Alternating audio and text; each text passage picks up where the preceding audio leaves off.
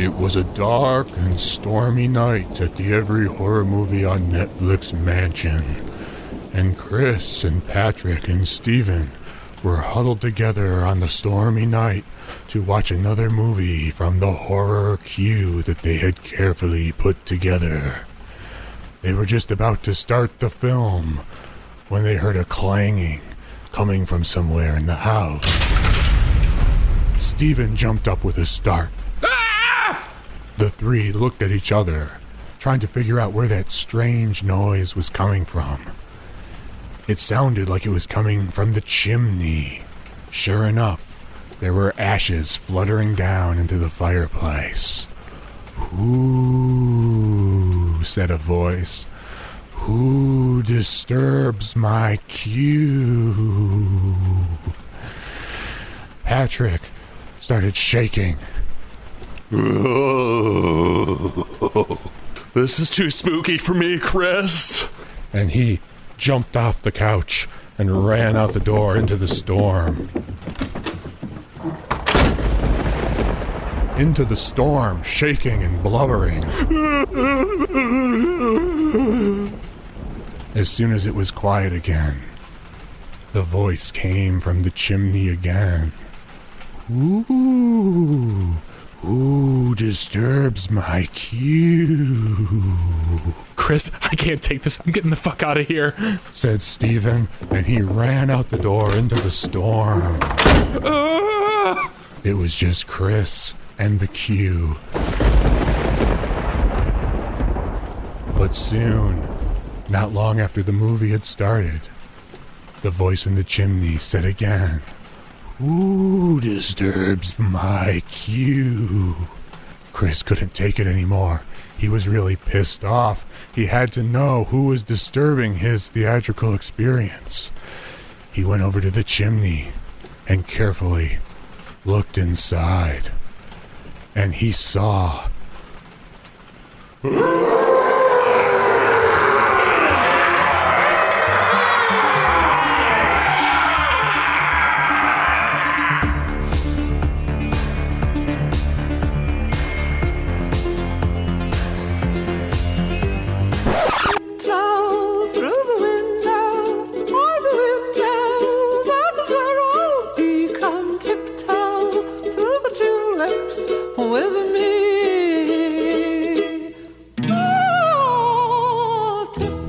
Welcome to Every Horror Movie on Netflix. I'm Chris. Happy Halloween. I'm back with Patrick. Hello. And Steven. Hi. For a very special Halloween episode. I'm so excited. This is the day we've been waiting for all month long.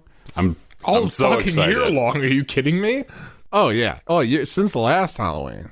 Yeah, like the day after Halloween, I'm waiting for the next Halloween.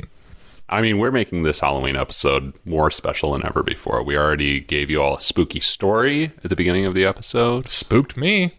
It spooked me. I mean, we obviously... I ran blubbering from the room. Spooked and me. I ran shrieking. Yeah. And I mean, not something either of us is known to do on a regular I had to basis. look in the fucking fireplace, and what I saw in there, I will not describe. Please don't. View it, cue it, or screw it. I can't. I would do none of the above. Not an option. Anyway. This is an extra special Halloween episode also because for the first time in every horror movie on Netflix history, we have merch. We want your fucking money. We want your fucking money. You know, you've been listening to this shit. What you owe us for the entertainment you get every 2 weeks, motherfuckers. You've been listening to this shit for 2 fucking years now. Isn't it about time that you gave us some money to wear our logo and advertise our podcast to the world? No, but seriously, we do have t-shirts for the first time. I actually designed the art that's on them. It's kind of it's great. He's an artist. Kind of a blood-soaked take on the classic Maxell tape logo, if y'all are familiar with that. Yeah, which was the guy in the ad was wasn't that Peter Murphy from Bauhaus? I don't know. I'm pretty sure it was. Yeah, it's a great ad, you know, with the TV, you know, blowing back his hair as he's sitting in the sofa. Iconic image. It's Peter Murphy from Bauhaus. So it's about to become iconic all Halloween over themed again. Also because he wrote Bela Lugosi's Dead. True. You know? True. A very Halloween-centric song. Yeah, Patrick said he was gonna, get some t-shirt art designed, and I thought you were talking about like hiring somebody or finding a real. no. It turns out he's an actual artist. We DIY. We do it in-house, baby. He bought markers. We're like the Minutemen. I bought markers specifically for this occasion. I mean, I'm not saying it's the best art in the world. You can go judge for yourself. It's at tpublic.com/user/EHMONcast. And if you don't know EHMON already, it's the acronym for our show, EHMON cast. Oh, wow. Thank you for clarifying. I had no idea. Absolutely. Yeah. I mean, we've been saying that for this And this long, shirt, and I didn't even realize that's how it was spelled. Tell me, what is this shirt? What purpose does this serve for me? Is it going to cover my nipples? It will probably not cover your nipples. That's a good question. You could theoretically Would it cover my belly button? You could theoretically cut holes to reveal your nipples or your belly button if you wanted that to happen. I just want to make sure it's going to cover my shoulders. It will cover those. My the upper part of my biceps. It will cover your upper gigantic And the rest, swollen throbbing generally biceps. the rest of my torso and cover my belt line. Yes, it will cover all those things. Oh, sick. Yeah, I'm going to buy one. And at the same time, you will also announce to the world that you love a podcast called Every Horror Movie on Netflix. Oh. And it will also send money to 3 starving poor young men in Southeast Michigan who could use it. Oh, well, yeah. Who are these 3 men? I feel like they deserve my money. Well, you probably don't want to know too much about them, or you might Steven. change your mind about this buying decision. I get it. I'm one of them. Okay. I'm not going to buy one. Do I get one for free for being on the show? Nope. Oh, fuck. Okay. tpublic.com Anyway, sounds / sick. tpublic.com /user/. Go order some shit. We'll have even more there soon, but there's just a shirt right there for now. You can get it in a men's size, women's size, whatever V-neck? style or size. V-neck, Baseball R-neck, tee? Q-neck, H-neck, H20 neck, you name it. Crop top? tpublic.com /user. /EHMONcast. Okay, now back to the show. Yeah, so it's a very special Halloween episode. As you may know, I picked the movie for this week. It was my turn around the table, and I felt a lot of pressure because I knew it was going to be our Halloween episode, and I wanted to pick something very special and very Halloween-y, and so I decided that we were going to watch James Wan's masterpiece, or was it Insidious? In my mind, Chris, how you would could you not have picked review a more this? special or more Halloween-y movie. I think this movie has big Halloween energy. It does. It's got BHE. Yeah. That has to be This, amazing. I will say, I have thoughts about this movie. I was delighted to watch it today on this very spooky Michigan day with the overcast sky. The colors are turning. There's some witchy, spooky, ghosty shit going on in this movie. It's the season of the witch. I was... It's the season. Yeah, I'm not going to sing that fucking song. I was less than delighted to watch it at dark last night, as Chris always exhorts us to watch these movies after dark, and to then have to go to bed after watching this movie. Oh, yeah, I definitely woke up a few times last night. Like, It's got Halloween vibes. fuck. I thought like they were very... Guys, I slept with the light on last night. I'm totally not kidding. I slept with the light on last night. There are thousands and thousands of horror movies. How many of them actually feel like Halloween fare? Something you'd want to watch on Halloween. Exactly. Has that vibe. You're not going to watch Bat Country on Halloween. You're not going to watch Halloween on Halloween because all the leaves are green. Like there's... You're not going to watch In the Shadow of the Moon on Halloween. Halloween, or preferably ever. Yeah. I like movies that have trick-or-treaters in them to watch on Halloween. So Okay. Halloween 78, I like the beginning, especially for Halloween, when it's like kids walking to school and Halloween festivities and everyone's getting ready and carving pumpkins. The new Halloween, I really like the sequence where he's going house to house. Oh, it's masterful. Yeah, but That's the my rest favorite of the thing about that movies movie. aren't especially Halloween-y. Man, side note, did you all see that Jamie Lee wrapped her shooting for Halloween Kills in like 5 days or 7 days or something like that? That makes sense. I'm I sure think she's Jamie not Lee the- is not in this movie very much. Oh, no, she's going to be in the first 10 minutes. She's going to get thrown off the roof. She's going to die. And And then she'll be it. back in Halloween Ends. She'll be in a coma for Halloween Ends. Or no, for most of Halloween Kills. Because we know how the Halloween franchise treats its past stars. Like, she's going to... Yeah. Oof. But anyway, Is it Halloween 2? She's in a coma, like, the entire time? Yes. Insidious, a movie from 2010, which I saw in the 2010? theater. Oh, my God, I thought it was 2012. I saw this in the theater, actually. 9 fucking years old. And it was weird because I think my friend and I went to the theater without knowing what we were going to see. Or Had you seen Saw at this point? Yes. Like, you saw Saw. Did you know it was from the director of Saw? No. Okay. And I did not give a shit about James Wan. Because I'm looking at your little hand-drawn portrait of James Wan over your shoulder, and I know how much you idolize him. And Thank you, friend of the show, Gregory Allen. Yes. No, he didn't draw those. No, he gave them to us. He commissioned that one for me.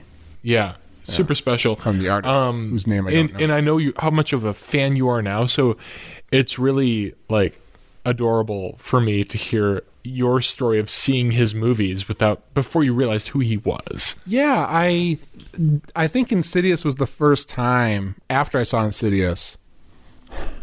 I don't know. I might have been aware of who he was when I saw the movie in the theater, but I was familiar with Saw. I had seen Dead Silence, which has Insidious energy, and does it have BHE? No, not as how. More so. That's the thing. All right, so that's the thing I like about James Wan. When he does horror, it has a certain, I don't know, meat and potatoes spookiness to it. That's like kind of making me hungry.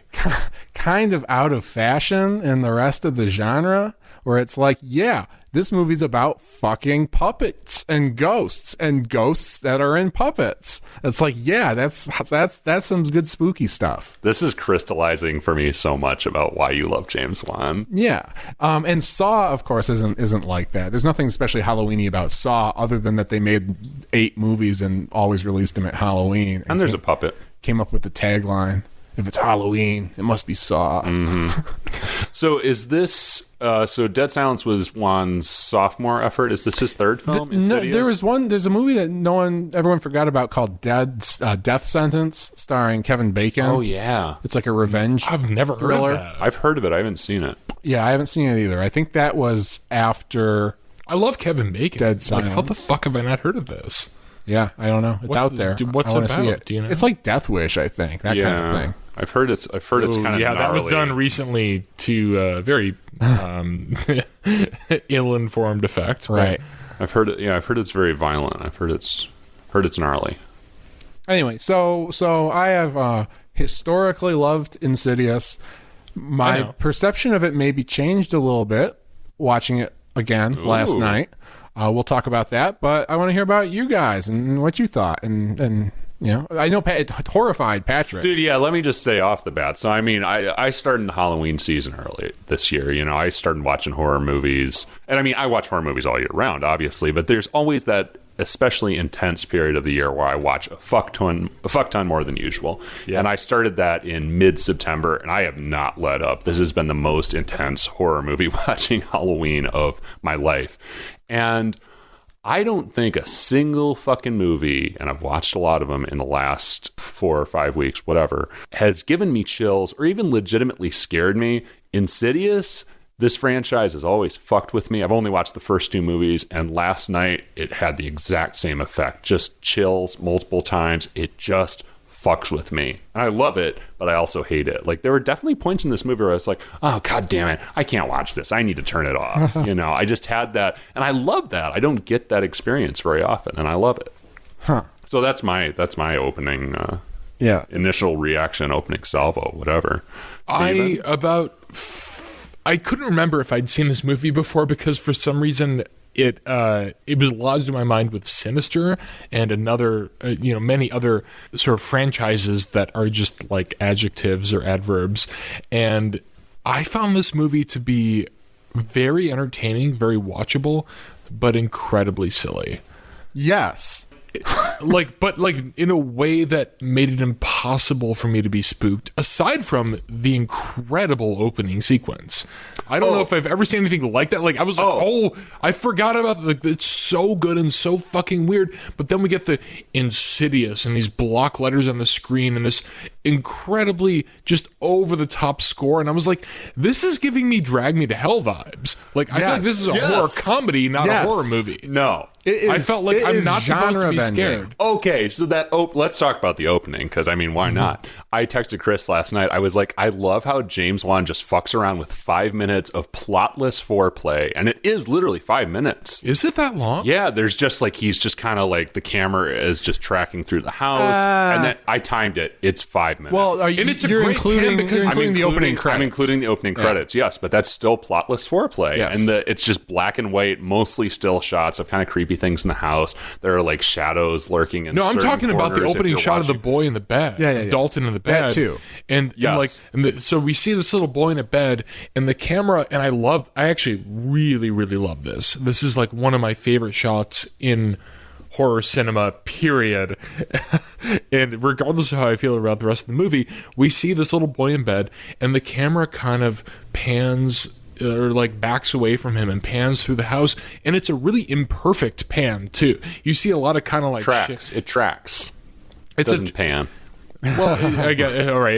I just thought of that meme you sent Yeah. me, where All right. every camera movement is a pan. Well, the camera, it tracks and pans, and it moves through the house, and it's like really imperfect, right? Like there are a couple of moments where like you can tell like the camera operator like fucks up and it like jumps a little bit, but they just leave it in, and I thought that was so charming and so like it makes it feel more real. And then we see at the other end of the house, at the front door, there's this horrifying witch in the doorway.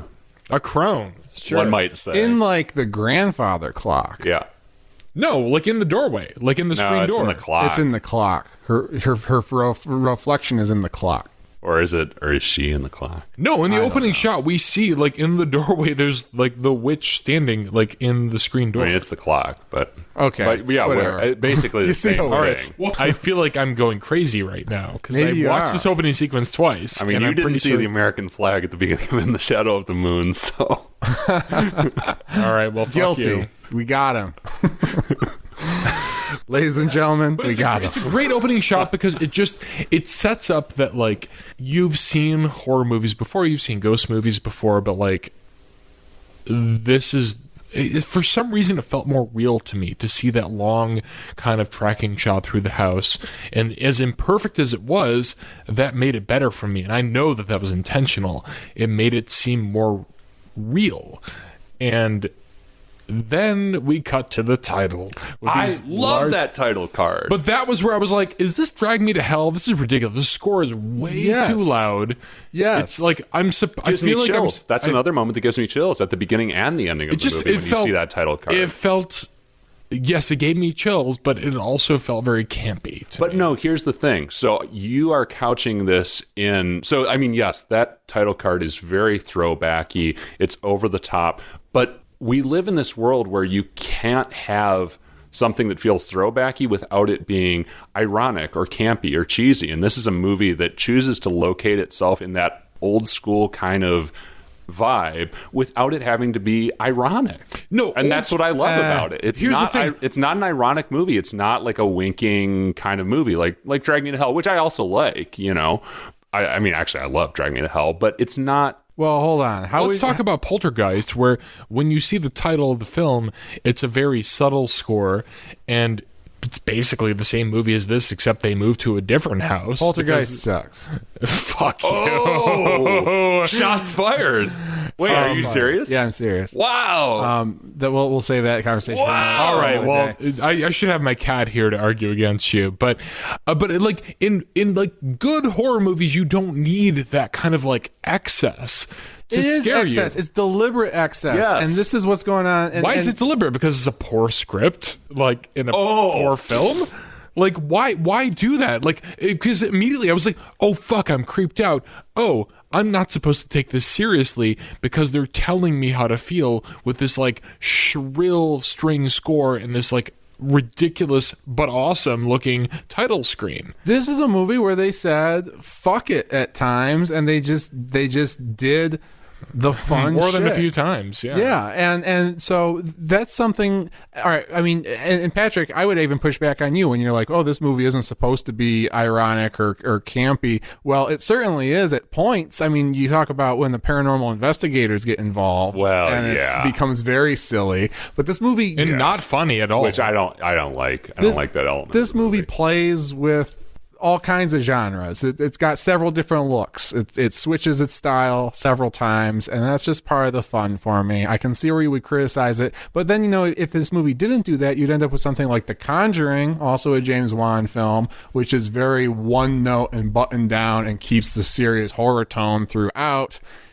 I prefer Insidious. I like those batshit moments. I love that the score consists solely of people like just wrecking Just a dropping their violin instruments, and just dropping a whole pushing Just like symphony orchestra down the masturbating on their stairs. violas, pushing Like, a piano it's down the wild. stairs is like the entire. It's wild, and I love the go for brokeness of it, but I wish it had a more consistent tone because well, actually, I disagree with what I just said. I've now realized The tone is so consistent. no, it's not. well, it's- Like this no, is I don't this is think it the is. definition of a movie that is tonally confused because we've talked about this before, but at this point, I think I'm right. This movie is a kitchen sink household drama with ghosts for a while, and then suddenly we get these dopey fucking paranormal investigators that show up that make fun of the whole thing and totally spoil the movie. Let me interject, and then we'll come back to your point. But I feel like we're far enough into this episode that I should say, for the uninitiated who don't know what the fuck Insidious is, this is what we're dealing with here. It's a movie about a family living in a house. We got Rose Byrne, we got Patrick Wilson. They're a married couple. They have character names. I don't give a fuck what they are. When I watch this movie, I'm like, yeah, there's Rose, yeah, there's Patrick. They got Rose is Renee, spelled Reneais. yeah. So we got two little fuzzy Also, haired kudos kids. for saying spelt. We got Fuck me. Ty Simpkins and some other kid who looks kind of like Ty Simpkins, and then they Named got Dalton and Forrest. Dalton and Forrest. Great. And we got a newborn baby who's like in a crib. We meet them and they're moving into a new house. Guess what? The house seems to be haunted. Dalton has an accident. He falls into a coma. I consider this kind of spoiler territory, but it's literally like the tagline of the movie, so I'm going to say it. It's not the house that's haunted. It's Dalton, and there's an evil force associated with his injury that I think we don't need to explain right Which now. is a great idea. Perfect Great horror idea. concept. Great idea. Yeah. And so they actually we gotta knock at the Someone's door. knocking at the door. Oh, guys, I forgot it's Halloween. Yeah, we got trick or treaters. We left the porch light on. We should All probably right. open the door. All right, hold on. All right, let's open Okay. this shit up. Oh. Oh shit, it's Gerald. Gerald, how you doing? That's pretty typical Gerald, right? I guess we Yeah. should give him some lip balm maybe and send him on his way. How about another camera? I got a camera. we can Oh give yeah, him. let's give him a camera. All right, here you go. All right, All right, here's 15, motherfucker. All right, take care. Take care, Gerald. Have a good Halloween. Happy Halloween, Gerald. Happy Halloween. Thanks for stopping by. Oh, God bless. Oh yeah, good guy. Good guy. I mean, a little difficult to understand at times. Yeah. A little worried about how we might be implicated in his future crimes, but Yeah, whatever. Oof. Anyway, Chris, you were deep mid-plot summary. Yeah, it was deep mid-plot summary. So they actually do this sensible thing, which is another thing I like about this movie, where very quickly after they realize their house is fucking haunted, they sell it and they move. I loved that. I love it. I mean, because I was like, at first I was like, okay, their kids are named Dalton and Forrest. They're the whitest fucking family to ever move into a haunted house. But then they do the non-traditional white family thing in a haunted house, and they get the fuck out. She says, Okay, I let me- want out, and he says, okay, we can move. Let's and talk the about next this. shot is a Penske moving truck, and they're out of Yeah, there. but Let's hold talk on. I gotta about- finish this plot. I'm two Oh, yeah, sentences yeah. away here. Basically, they move to another house, and the hauntings continue because again, there's a force surrounding Dalton, not necessarily the house, and what's going on. How are they going to solve it? That's the problem with this movie. He's a fucking high school teacher. I Yes. assume. Some kind of teacher. How can he afford to move into this enormous house? Also, what neighborhood is this in? Because I will buy a house there. And then immediately decide, oh, we just moved in. We're moving out. And we're going to move into another house very quickly. You can And do that today. I in don't this know. market. It seemed ridiculous to me. I love the idea, though, that in a horror movie, it's like, oh, we move into the haunted house. We move out. Move into another house. I mean, and assume that the house is haunted and not us. But it was jarring to me. I don't want to get caught up in those nitpicks, but here's my counterpoint. I mean, isn't she some kind of like a professional songwriter or something? Aspiring. She's an adult. Aspiring. She's an aspiring adult contemporary musical artist. I don't want to get caught up in those nitpicks. I just like that they. She's not actually making money out of move. it. You know what? They both have like occupations and interests, which is more than you can say for most of the fucking horror movies. And they these days. actually feel like they have a relationship. Like the one Except scene, he's awful. yeah, one- it's a strained relationship. the one scene where he's like he's making up songs and she's trying to get him to stop singing while they're going to bed. It's great. It Yeah. feels like they're a real couple. I was I was actually real work disturbed by there. that scene because she asked, "What are your favorite songs of mine?" And he said, "Oh, I don't know. Why don't you sing a song about me?" And then he starts making up a song she would sing about him. Like, I love that this movie clearly sets him up as this, like, single-minded, narcissistic, like, toxic bro from the beginning. I would push back on that a little bit. I mean, he's trying to run away from this situation for reasons that we learn more about as the movie goes on. We never quite learn what their relationship is like under normal circumstances. I would say yes. That's true. He seems like he's not necessarily super engaged in the family, but I don't think he's quite as awful as we might immediately assume he is. He's not awful. I mean, he's not like physically or emotionally abusing everyone, but like from the moment we meet him, he's like running out the door. He's keeping himself at a distance from the family, like literally from the first scene we see him in. Yeah. And I thought that was fascinating, and the way that this film like committed to that, and that James Wan didn't choose to make him a villain. He's just like, this is your ordinary suburban husband. You know, he's not going to be there for you. He's not going to beat you or say berating things to you, but he's also not going to help you all that much. Yeah, I that thought was pretty cool. Well, and we should give credit. Leigh Whannel wrote the screenplay. Leigh Whannel of Saw fame. Yeah. And it's a good screenplay. Talented guy. I think he does some decent work here. I didn't find any. I expected, with the way this movie looked and the way it was paced, and like knowing how, like, what horror looked like in 2010, right? Yeah.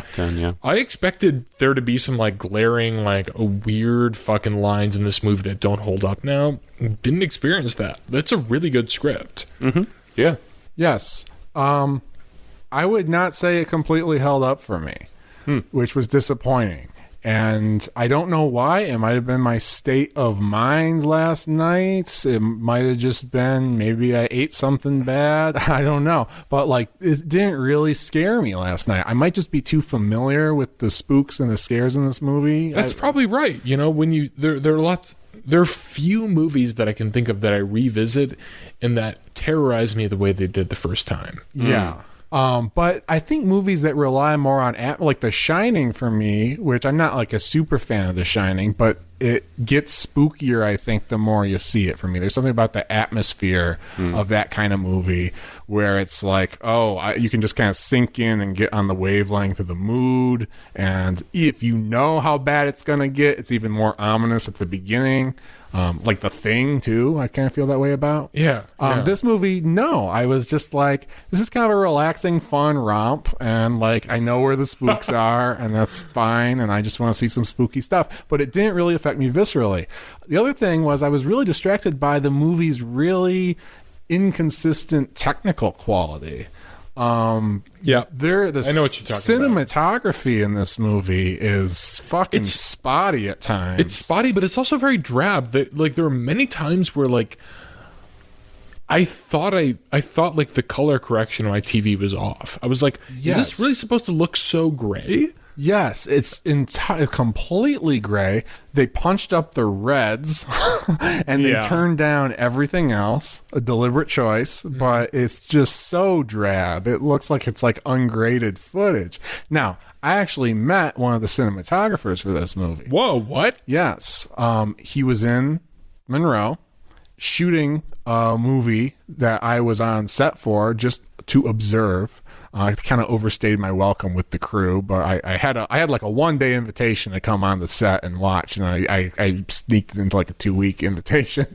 But he was the DP on that movie, and he's one of the 2 credited cinematographers on Insidious. And so I talked to him briefly. I mean, he was nice. Do we have a relationship? Hell no. But I got to see how he works. Friends? No. I think he has family around here, but I'm talking about David Brewer of the 2. So, I mean, I feel like that's just modern cinematography, though. Like, that's the current vogue. Not that means that we should necessarily cut this movie a break, but I feel like that's so common. That washed out gray or brown or green look is just so common in movies of the last 5 to 10 years. That's the David Fincher effect. The David Fincher effect is more high contrast, even if it is on the grayer side. But I trust what you're saying because that's how it's been filtered into filmmakers who aren't as technically adept as Fincher. Yeah, you might be right. That said, I don't watch a lot of mainstream movies no, I'm not trying to be pretentious or brag or anything. You are a film critic, so you've seen more sort of movies that have come through the mainstream circus than I have. And this movie in particular, like, I was stunned at a couple times realizing how off kilter the cinematography was in a bad way. Yeah. It's like, wow, this is like just a shade away from being black and white. And I'm not just talking about the colors either. I'm talking about, even the editing too, I thought was kind of slapdash in some of these scenes. The one scene that really stands out in my mind is Rose is talking to Patrick's mom in the kitchen, and it's like they're at the kitchen counter, and it's just like they're at extreme ends of the frame. It's like their noses are talking to each other, and there's all this huge empty space in the middle, and it's like, how does this happen? But I mean, we've seen worse, but and this is a small movie, it's like, this isn't like It Chapter 2 or whatever, Yeah. We've spoken so much about how this movie looks and feels, and not what it's about very much at all. No, Chris just gave a pretty comprehensive summary. The broad strokes. Now, this, I feel like we've talked about this movie before in the context of it being like a jump scare type movie.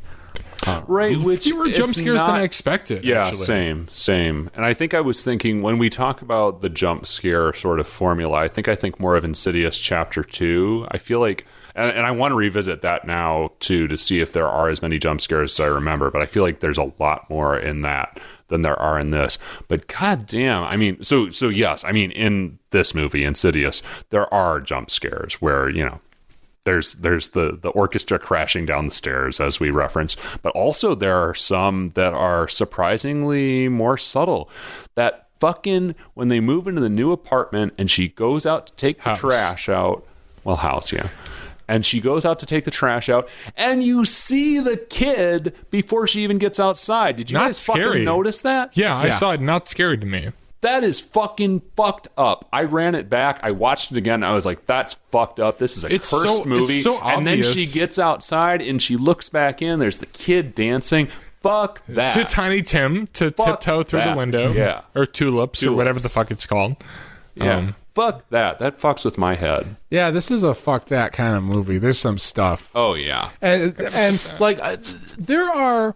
I feel like we talk about jump scare movies as kind of pejoratively.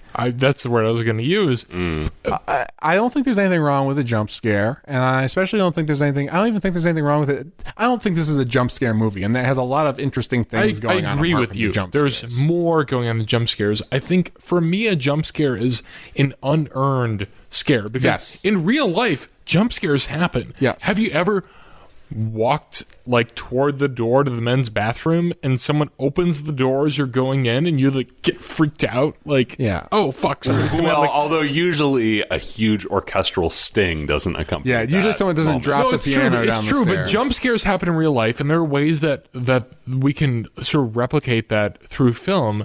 Often in life I am surprised by things in a way that I'm not, normally, and I think that jump scares have a place in film because it's a way of replicating just the element of surprise in daily life. Now, when a film relies purely on scaring me through jump scares, where I have 8 to 12 jump scares in a film, and that's the only thing I'm writing on in terms of being engaged with the plot and the characters and my enjoyment of it, that's where I have a problem. This film has some really good quote-unquote jump scares in it.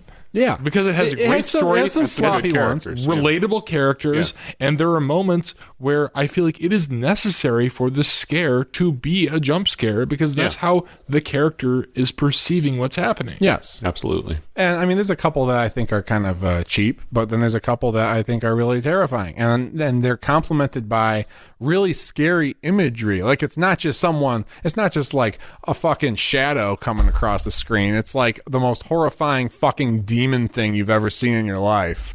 And well, we can get into that later. Maybe in the Dude, spoiler that room. fucking the kitchen table scene where Darth Maul is behind Patrick Wilson. I wrote Darth Maul in my notes It's 5 Darth times. Maul. It's guaranteed Darth Maul. Still fucks with my head. God damn it. You know what? I All know it's coming. I've seen it a million times. But and it fucks it's it- that scared you? It's still It sent literal chills down my spine. That's amazing. I love that. Like, I it's do not horrifying. want to ruin that for you because I think being scared is an important experience. But I wish I felt that way.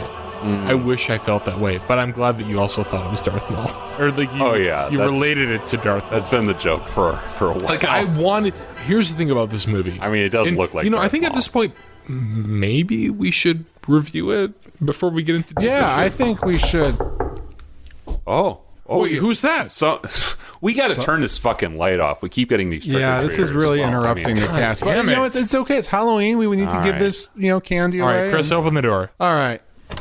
Oh shit! It's Clown from Spawn. You know how hard this place is to find in the dark? It's times like these I appreciate being a midget.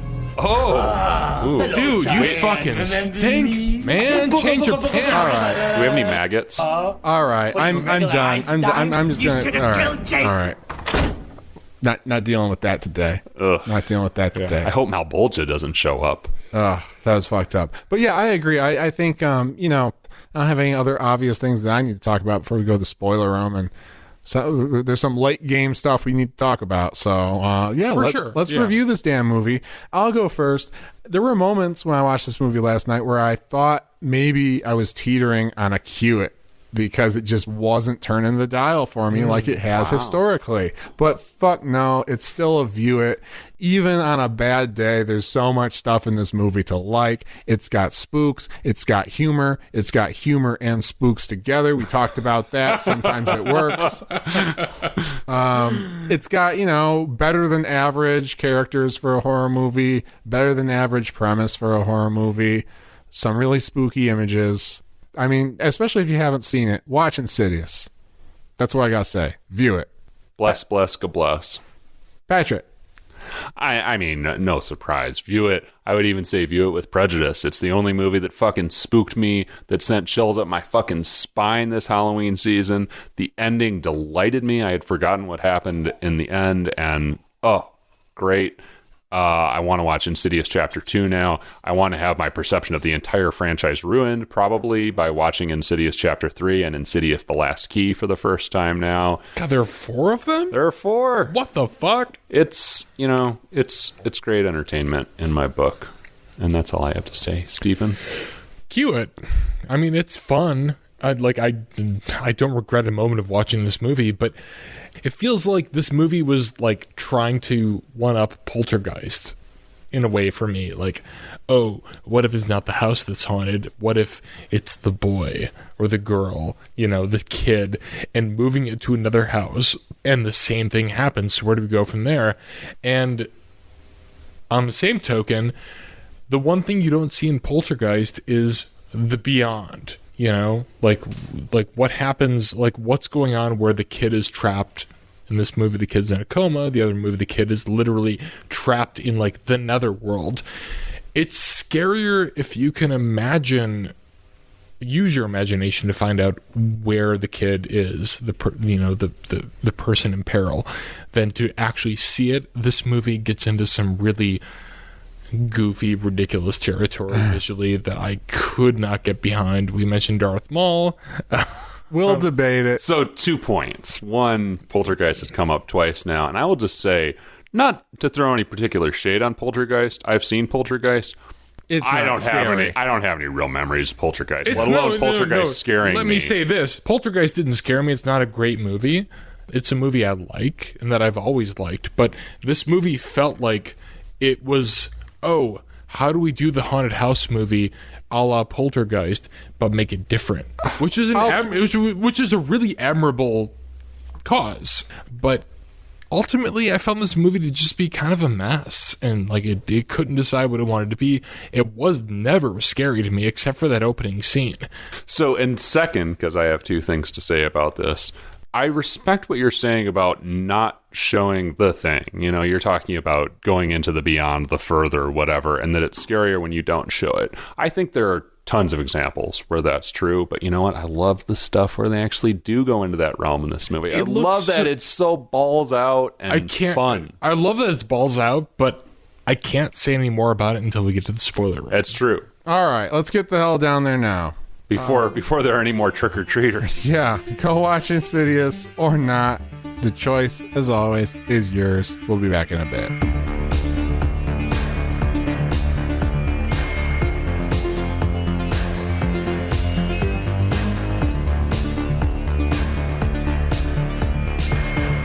Welcome back. We're down here in the spoiler room, ready to spoil Insidious.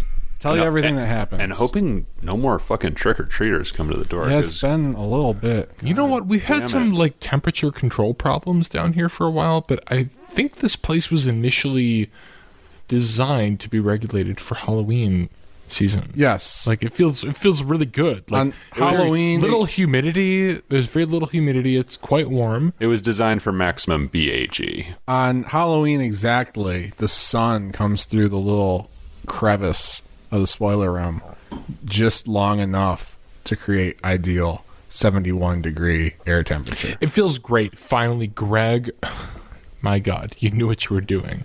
He knew what he was doing. Okay, so let me just give the rundown. Then we'll go back to arguing about Poltergeist and whatever the hell we were doing. Let's please just not invoke Poltergeist again.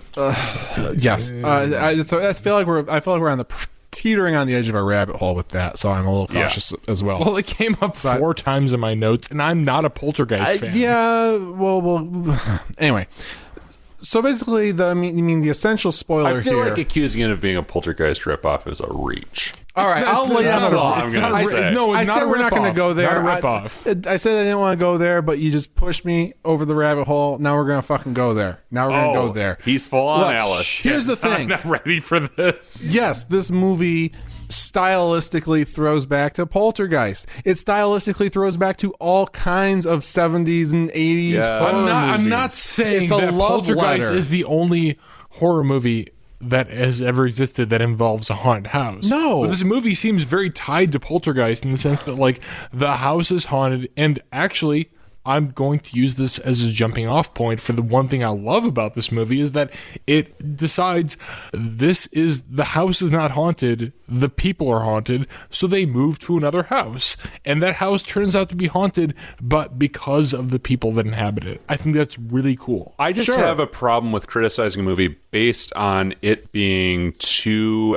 derivative of a specific previous movie, because every story in fucking history is based on something else, and I just feel like that's a common criticism. And There's only it's 2 common stories because we're at this point in history where everyone has seen everything, and so it's easy to go, I don't like this new thing because it's too similar to this other thing I saw before. Of course there's going to be similarity. There's only 2 stories. There are no original. Yeah, Chris. The only 2 stories, as Patrick knows, and because I've told him, The Odyssey and Heat. You told him. As I've told. All right. No, I've taught my children. Everything is That's derivative funny. of either That's The funny, Odyssey or Heat. But let me say, I go into every movie I see hoping to get into it and see it on its level. And this guy, let me interrupt you. I'm not done. So I know you you're not interrupt done. me. I know you're not done. You may not interrupt me. If this pass. If this were a better film, I wouldn't have kept thinking of Poltergeist throughout the whole time. You're not supposed to not think of Poltergeist. It's a love letter to Poltergeist. Just like you're probably supposed to think of New Nightmare at the end, which is what I do every time. If it's a love New letter Nightmare at the end of Insidious? Yeah. Oh. When we go into the realm and there's a demon and a captive child and it just gets real trippy. Let me just go there. You think you're supposed to think of A New Nightmare? I think there's influences to that vein of horror and the idea of different realms and stuff. I think it's a throwback. Sure. Yeah, there's stylistically. I'm not done. Hold on. Let me drop some real science. How many fucking movies does Poltergeist reference? It's not like Poltergeist is some perfect original creation. No, you're right. Yeah, that's not a controversial opinion. Of course, Poltergeist pulls from. Yeah, I know it's not. That's my horror that's films the point. of the past. But here's what Poltergeist doesn't do. It doesn't show you what happens in the beyond, where the girl is trapped. Yeah. This movie seems like I would imagine the elevator pitch for this movie was, hey, what if it was Poltergeist, but you see what happens when the kid is in the beyond? No, Poltergeist was not mentioned in the elevator pitch for this. What? This is the same thing, except the thing that makes Poltergeist creepy is that you don't know what's going on in the netherworld in the Poltergeist. In this movie, when I saw what happened in the netherworld, it was laughable and goofy looking, and it removed any fear that I'd had. All right, I cannot fathom. Before we went to the spoiler room, we talked about how we felt about that particular creative choice, and when we got down to the spoiler room, we said we weren't going to go down the rabbit hole of Poltergeist, so let's just leave both those two things in the past. I can't fathom being more scared of Poltergeist than this movie. Agree to disagree. But actually, I'm not saying Poltergeist is scary too, right? Yeah, you don't. Yeah, I'm not saying Poltergeist is scary. Like, I think Poltergeist is a really awesome movie, not a great film. But this movie, like, once we get into the what's it called? What's the further? The further? Yeah. Once we get in there, it's silly. It's just dark walls and fog and Darth Maul. It's not scary. It's ridiculous looking. It's scary. It sent chills up my fucking spine. Like, I'm happy for you because I love the feeling of being scared and having chills up my spine. Yeah. So I'm not going to deny you that. For me, I've seen this movie twice. It occurred to me maybe halfway through watching it this time that, I've seen this before. And I was really trying to get into it and it didn't work.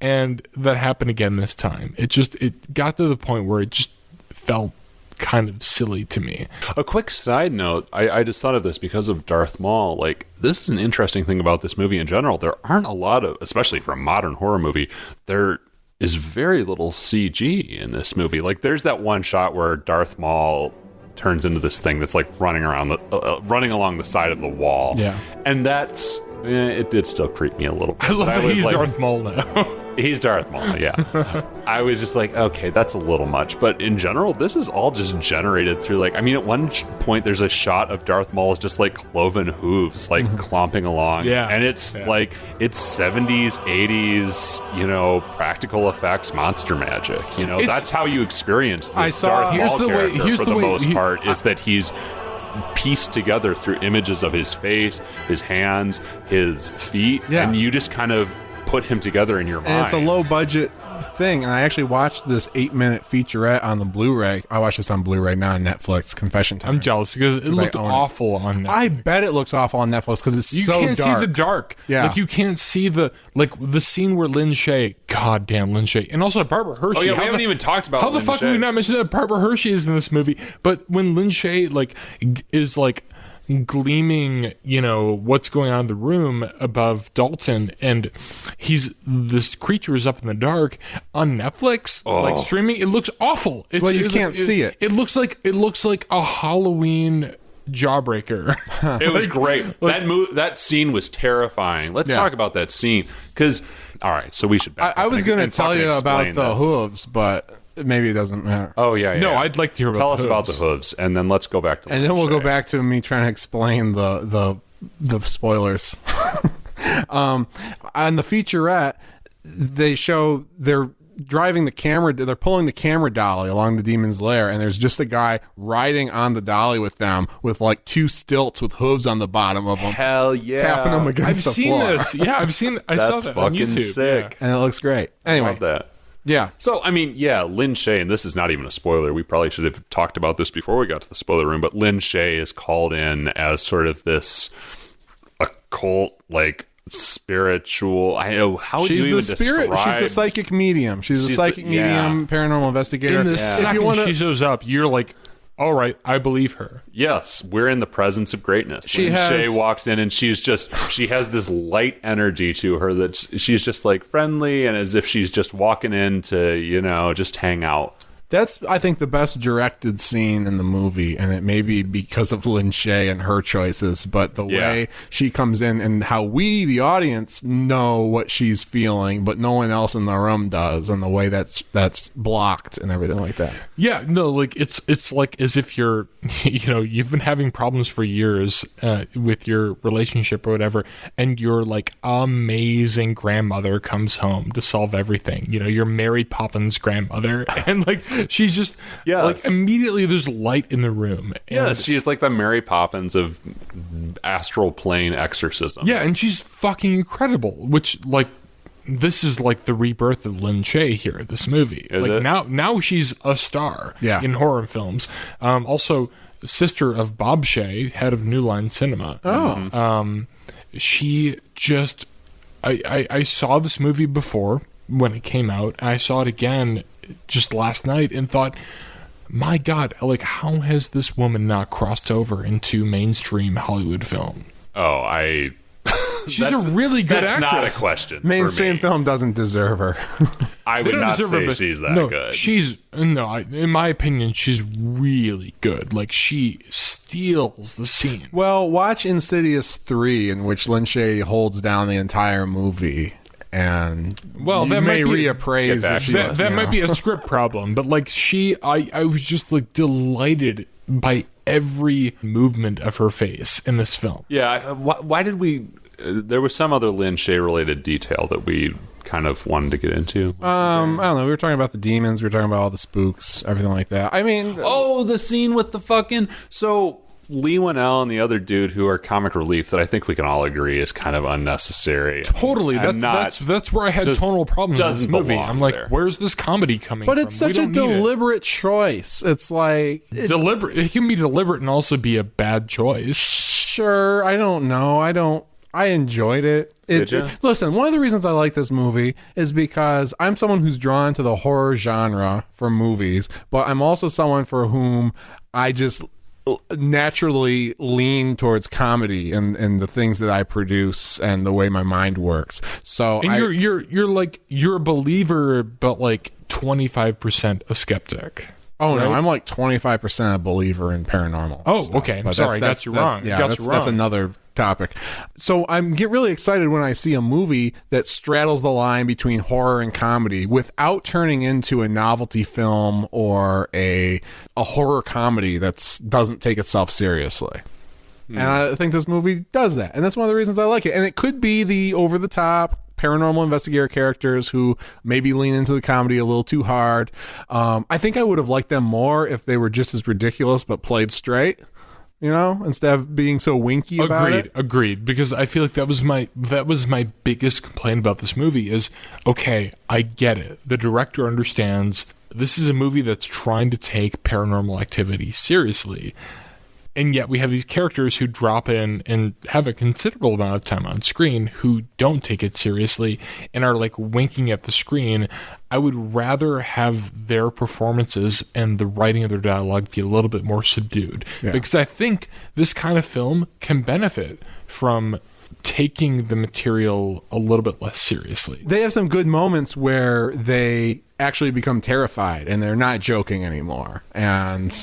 yeah, I mean, the moment where he's walking around with the fucking viewfinder and looking at the house through all these different colored gels. That was cool. And then you see the two girls' serious faces, grinning demonic faces. That looks it's so simple, but it fucking scared the shit out of me. It's horrifying. Really? Absolutely. That's awesome. Like, again, I will never shame someone for being scared by a horror movie.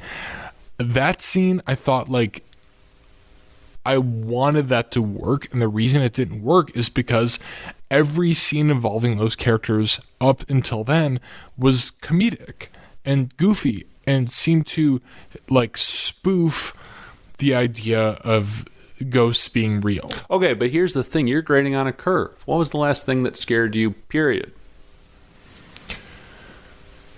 That's a deep question. So you're too deep in the shit. As am I, really. I mean, because No, I'm not saying- as I started at the beginning by saying I've watched I don't even know how many horror movies in the past. Oh, the however last thing many that scared months. me, and this is the first thing that like sent chills up my spine. What was the last? How long ago has it been? How long has it been since something sent chills up your spine? dude, the opening of this movie, as I said, like this movie. Oh, it did actually. It did. It had that it effect. fucking freaked me out All right. until Hell yeah. the opening credits, like the Insidious with the "Drag Me to Hell" score behind it. That opening scene was like, holy fuck! I am terrified right now. Look, this movie. But it doesn't deliver on that. And that's not a detriment to this movie because it is very much a hodgepodge sort of movie. It's trying to do a lot of things, and it does some of them really well and some of them not so well. See, I and that's still where I disagree. I don't feel like it's a hodgepodge or totally inconsistent. It's to me straightforward. It's A to B. It makes choices that alienate some of its audience. I totally understand why someone would say, you know what, these comic relief characters in the middle of the movie break the whole movie. Right, I also totally it becomes understand the innkeepers for a while. Sure. I also totally understand why some people would look at the ending of the movie and say, this is too far out there, this is too dumb, this is too far divorced from the beginning of the movie, that's stupid. That was actually like the mainstream, like critical. I saw that. I saw that when I was looking it up on Wikipedia. I disagree with that. As the head skeptic here, I'm sorry to interrupt you, Chris, but I feel like it's worth noting, like, as the head skeptic of this film here, I think it is a really good movie, given that it's trying to do as many things as it sets out to. Like, this is not like a one-note movie. It's trying to be like 5 different movies in one, and I enjoyed it. It just That's has why I a give it zest. credit. It has a life to it, and I really am drawn to that. And you know what? James Wan... Patrick saw Aquaman. You didn't see Aquaman. I didn't, but I want to. But I really want to. You talk about a movie that just leans into being batshit and extra and making gratuitous choices at every turn. That's Aquaman. It's also Insidious. I mean, I will say I don't like Aquaman, and I'm not a big James Wan fan. I don't like The Conjuring very much. Yeah. I think The Conjuring is overrated. Right, you I see, think it's bullshit. Watch The Conjuring, and that is the button-down Insidious that people think that they want, but they don't. Let's get down. Let's get on to it. Oh, that's a hot take that I am 100% on board with. But Insidious is James Wan. Yeah, we're gonna zoom on every fucking shot because I love anime. I mean, I think James Wan is a very good director. The camera work in this movie is amazing, and it's also like knowingly clunky at times.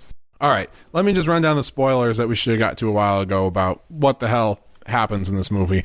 As we kind of intimated, Dalton is not possessed, but he's in a coma. It's not really a coma. He hit his head early in the movie. People thought it was a coma. Actually, what he does is he astral projects at night. Yeah. And there's a great, 3, 4, 5 minutes of exposition from Lynn Shay where she explains the whole premise of the movie, which is that Dalton astral projects at night. He lucid dreams, but he wandered too far from his body this time and got locked in this netherworld called the Further that's full of the souls of the dead and the damned and demons and horrible things. And now all those demons are trying to get into his body so they can live again. Yeah. Also, major plot point, Patrick Wilson, the father, had the same astral projection ability as a child and suppressed it. Because revealed by Barbara Hershey, who plays his mom, who we have. Fucking Barbara Hershey, like one of my favorite Talk actresses of all time. Yeah, they made him forget his power because a demon got too close to him. And when he was, every photo that they took of him as a child, you would see this old woman in the background getting closer and closer. Another great, I want to call it a sight gag, but that's a comedy term. But another great sight spook that should be stupid, but in that moment where like she's handing him the pictures and he's going through these still photographs from the 80s, I guess, and in each one he gets progressively older, and this old crone gets progressively closer to him and clearer in the images. Just again, chills. It's spooky. It's weird. It's good. It didn't spook me, but it's really well done. Ooh. So to save Dalton, they have to take Patrick Wilson and put him back in the Further. They hypnotize him. He learns to astral project again. He goes into the Further, saves his son, from what can only be described as Darth Maul with hooves, Yeah, exactly. which is kind of the ultimate demon, the most powerful demon in this realm, and come back. And when they come back into the house, I mean, there's a great ending sequence where, well, all the spooks that from the further are trying to invade the house, and the people who are in the living world can see them and fight them, and it's very exciting. It's kind of like the end of the Matrix when all the machines are trying to break into the ship and they're trying to wake up Neo. It's very similar energy. And then Patrick Wilson wakes up, but Lin Shaye takes a picture of him, and it's actually the old crone in his body, and he strangles Lin Shaye to death. And then Rose Byrne comes in, sees these pictures, sees what happened. She starts calling Patrick Wilson's name, and he says, I'm right here. in the very creepy, Insidious tone. And then the big title card that says Insidious, and they drop the piano down the stairs, and it's a movie. So, and I mean, I think we can get into that ending in particular in a minute, but so much other shit has happened, and I here's the interesting thing. Here's how I kind of reconcile my agreement with what Stephen was saying about, you know, how I like that idea where the scary concept is hinted at more than explicitly shown. Yeah. With the way that this movie does absolutely go balls out in just taking you straight into the further and showing it to you in the most over-the-top fashion possible. Here's what I like about that is that you have all these demons that are kind of set up. They're individual characters. There's this weird little kid who's dancing to Tiptoe Through the Tulips, and there's this woman who has murdered her family with a rifle. We see that in a couple of scenes. That, you know, there are recognizable demons and characters within this universe, or Darth Maul, who we keep referring to, but we don't know any of the backstory behind them, and that's kind of what I like, that we see all these glimpses, particularly of these like people who seem to be from roughly the early 1900s, but never an explanation of who they are or why they're in the further or where they come from. And I like that we have those distinct characters that we can kind of just read our own backstories into. And I think that's where I can kind of square the circle of, you know, where I like when things are more hinted at than explicitly shown. You know, The Witch, I think, would be a good example of that, where you don't necessarily know exactly what's going on, but you can kind of infer some things with the way this movie also quite explicitly takes you into the netherworld. I like that. Yeah, I kind of had the same thought, because you do see the same characters, same demons recurring. And you kind of get to know them. You're like, that one. And you're never told anything about any of them. But I don't need an excuse to like the over-the-topness of the end. I mean, the over-the-topness is a merit in its own right. I like seeing all the spooks. This movie really feels to me like a haunted amusement park ride. Yeah.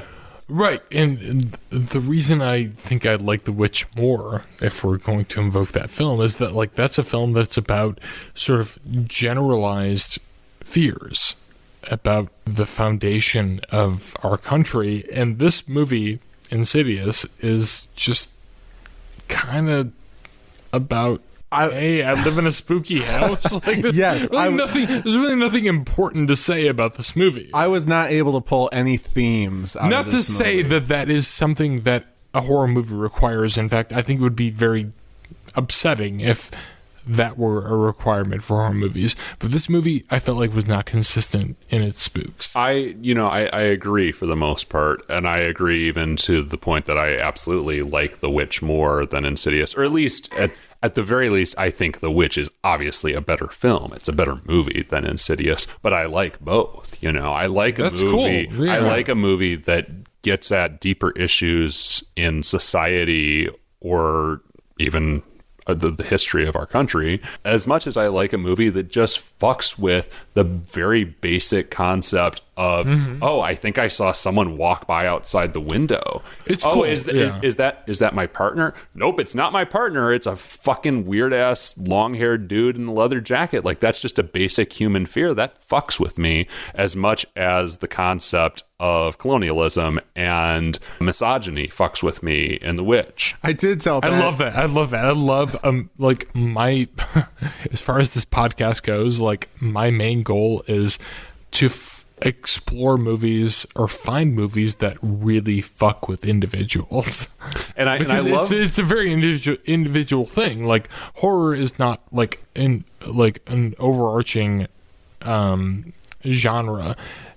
It's like what scares you, and it might be very specific to you.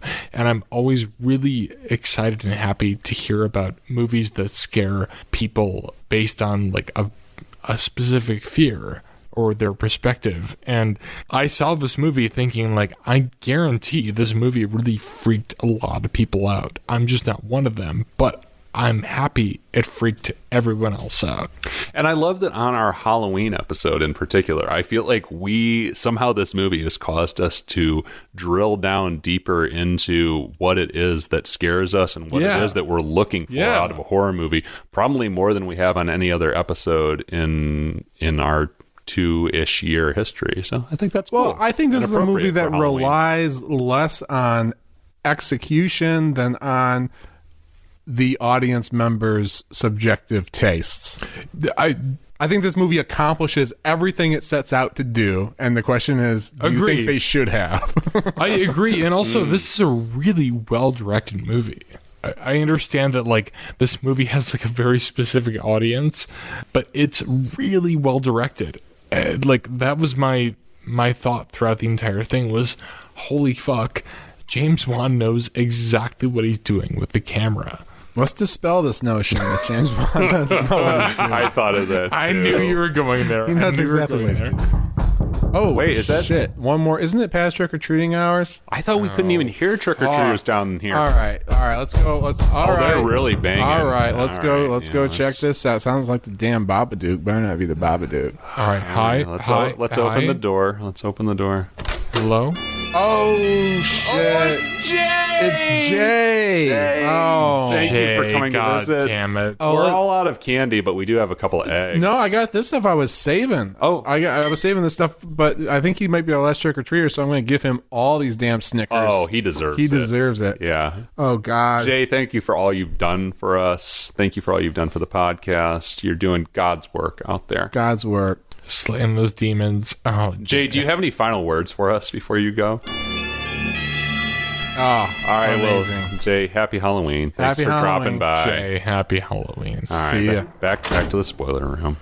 Back to Insidious. Yeah, I don't know what if I have much else to say. It's a it's a romp. Let's talk about the ending. I mean, the ending is something. I did not remember, because I mean, if I remember one thing about Insidious Chapter 2, it's that Patrick Wilson gets to play full crazy, full evil all movie, and I did not. Which in this movie, remember. like Patrick Wilson, I don't think he's a great actor. In this movie, I was like, give him some range, like make him do something. Have you seen Chapter 2? No, but in this movie, it was like confirmed for me that like, oh, he can't really act. No, in a film. it's so fun. Watch Chapter 2. Okay, I will. I truly will. You don't often get to see him do this. Like, he generally plays kind of a fairly square, pretty by-the-book character. He generally isn't given a ton to do in movies. And in Chapter 2, I'm not going to say he's given anything difficult to do, but he just gets to just turn it up to 11 on being crazy and I evil, love that. and it's very fun. Yeah. I forgot that we got a hint of that in this movie. I can't Watchmen, wait. like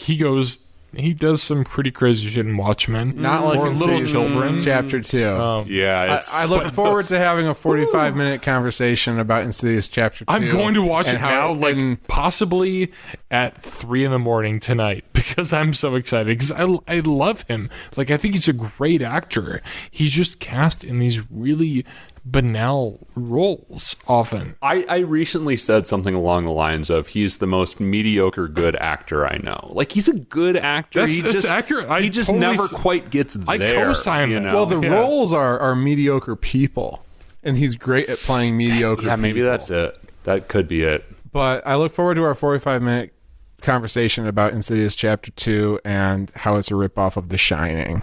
Well, only if it's on Netflix, which it may not be. I got shivers, though. I got chills at this fucking ending. Oh, yeah. And Chris and I talked about this last night briefly, because it is kind of that traditional gotcha ending where you think everything is okay, they've gotten the kid back, everything's good, and then, oh, Patrick Wilson is still evil. It's kind of that Nightmare on Elm Street ending that I bitch about sometimes. Yeah. Here's my theory on why it doesn't bother me, though, is that it is hinted through the whole movie that Patrick Wilson still has this issue going on. It's hinted from moment one of the movie that, he doesn't like to be photographed, which we're told later is a side effect of this like crone pursuing him because he can see the crone in the photographs. Yeah. And so it fits with the story that Patrick Wilson is still fucked up. Like, it almost doesn't make sense that he vanquished this evil in the first place in the further, because he's had this problem his whole life. So it kind of fits, and I think that's why it doesn't bother me the way those other endings do. I wish it had worked more thematically. I wish that there were a theme associated with that, but there's not, but that's okay. It's not going for that. The thing I do like about it, I don't know if it was deliberate or not, but it really reminds me of the end of Pet Sematary, the book, which spoilers about that, I guess. But I haven't read it. I don't even know how I haven't either. well, he against all better judgment, including the audience screaming, "No, don't do it," as you read the book, he buries his dead wife in the pet cemetery. And he says, "It'll be different this time. I buried the son, but he was dead for too long. It's going to be good this time." It's just about how you rationalize, how you can rationalize this thing. Sure. And then the last scene of the book is he's like sitting in the kitchen by himself, and he hears the screen door open, and his wife say, "Hello, darling," or something like that. All right. And so it's very reminiscent of Pet Sematary for me. I don't know if it's deliberate or not, but I like it. I like how there's that final gasp from Rose Byrne, who, oh yeah, great performance. I mean, so we can She's amazing We in this can movie. malign I love Patrick her. Wilson's performance. Where is she now? Like, she's great. I don't know what she's done most recently. She's a I haven't really heard of her great being in actress. anything Like, a little bit. I Yeah, saw she's this great. and I was like, I remember her being in films in like the mid 2000s. She should really be like a star now. Huge, and I mean, Yeah. I have a huge crush on her Yeah. as well. I Well, mean, she's come on. beautiful Yeah. too, yeah. But she's a really talented actress. Yeah. She steals the whole thing. yeah. Final gasp, boom, Insidious title card. Love it. And I got, and almost, I can't even explain this, almost beyond reason. I felt physical chills again when that Insidious title card came up at the I end. love that you felt that. And I mean, I even love it. recognize that that's ridiculous. Like, even in my own head, I was like, why am I getting chills at I this? love it But I even did. more that you recognize that it's ridiculous. But I felt like this movie, like, it aspired to more than it was, which I find really admirable. But like, it only got there for a certain audience, which you are clearly a part of. But I actually sat and watched the whole credits, decompressing, as it were, and the entire music for the entire 8-minute credits is just insane fiddling on like 2 violin strings. What? Like, it sounds awesome. It's super creepy, but like, why? Why not? It sounds awesome and it sounds Insidious. creepy. It's Why so not? over the top, though. Yes, Yeah.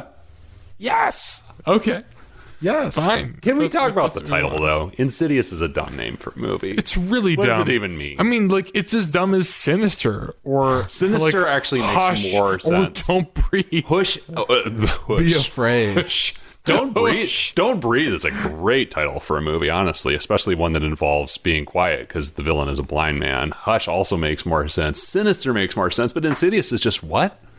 What does What? it mean? Just You have to random look. You have to adjective? look Like- it up, and the closest definition is like crafty. I guess the demons are. I No, don't it's know. a dumb title, but It's just a word that no one knows it's what it a means, marketing but it title. sounds weird. It's done for marketing purposes only. You read it and you're like, oh, Insidious. What does that mean? I would like what to. else would you call this movie? No, I would like to know. I don't know. I don't have Better a better question. idea. Better question. Poltergeist 2. Poltergeist 4 because there were 3 of them. There were 3 poltergeists. Yeah, I would like to figure out what the original screenplay looked like and what the title was in that. I think it looked like this. I don't know what the title was, but I don't think. It probably had a different title. I'm sure it wasn't Insidious. I don't know. That's a good question. Maybe I'll ask Leigh Whannel on Twitter. He's a little busy right now. All right. Well, Patrick, what the hell are we watching next time? It's your turn to pick. It's my turn Oh to pick. shit! I'm so scared. All right. So I came up with this literally on the drive down here. We are going to watch Holidays. which is Oh. a movie I had never heard of before. I've But, heard of it. you know, we are getting into the holiday season. We're between Halloween and Christmas now, officially. I mean, Halloween, Thanksgiving, Christmas, you know, that time of year. Yeah. And this movie apparently includes several vignettes that all have to do with different holidays. I think, according to the description, also including St. Patrick's Day, Valentine's Day. So we got a little bit of ABCs of Death mojo going on here, you know, that kind of like anthology film. I love anthology films. I do, for the most part, love holidays. So, yeah. I don't know Just if I like curious. anthology I'm psyched. films. I've heard of this recently, and yeah. I have no idea what the critical consensus Like, what do we do? is on What it. do we do post Halloween? You know, except embrace every other holiday. We Stay we watch inside. Thanksgiving and Blood. What's it called? Blood Rage. Blood Rage. Yeah. Well, we'll do that, but this sounds fantastic. I'm excited. Thank you. All right. too. Cool. Well, I guess we'll be back in 2 weeks to watch Holidays. Too bad we don't have any more fucking candy left to eat. Yeah. Well, we can get Jay that. deserved We can it, get though. that cheap candy tomorrow. That marked down candy. True. Yeah. Well, happy Halloween, everybody! Thanks for spending some time with us in this spookiest of holidays. And if we can throw people one final reminder, follow us on social media, AmonCast, and go to tpublic.com/user/AmonCast and buy our fucking t-shirts. Yeah, leave reviews, Wear all that us. shit. Wear us. Just wear us around on your body like a skin When suit. you walk the red carpet, they'll say, "Who are you wearing?" You can say, "I'm wearing Chris, Patrick, and Steven. I mean, it's the next closest thing to murdering one or all three of us and wearing our skin around. For It sure. is. Which, Yeah. you know, I know some of you sick fucks want to do. Yep. Cool. All right. Well, until next time, for every horror movie on Netflix, I'm Chris. I'm Patrick. I'm Steven. Happy Halloween. Ooh.